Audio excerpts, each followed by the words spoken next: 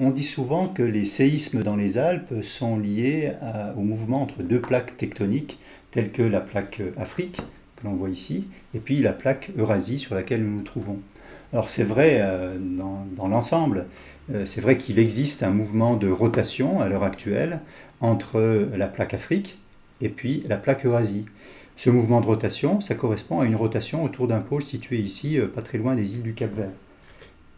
Effectivement, ça peut bien expliquer tous ces séismes, tous ces points rouges que l'on observe dans le domaine méditerranéen. Mais quand on regarde les choses d'un petit peu plus près, on s'aperçoit que les choses sont très compliquées en Méditerranée, en particulier parce qu'il existe une microplaque, ce qu'on appelle la microplaque adriatique, qui correspond à une espèce de bras brandi par l'Afrique depuis le sud en direction de l'Eurasie. Autrefois, c'est-à-dire il y a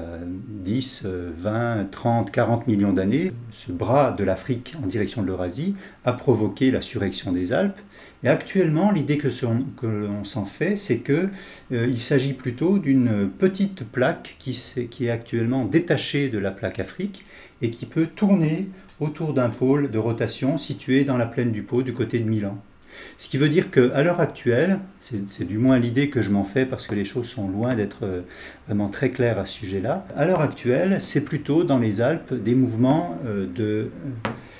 coulissage que l'on devrait observer, en particulier quand des séismes se produisent dans les Alpes occidentales, les Alpes franco-italiennes. Il y a très peu de séismes correspondant véritablement à de l'affrontement. Tout ce que l'on observe dans les Alpes françaises et italiennes, eh bien, ce ne sont pas des séismes qui sont liés au jeu d'une seule faille, mais d'une multitude de failles, de petites failles qui souvent font quelques kilomètres de long au grand maximum et qui découpent l'écorce terrestre.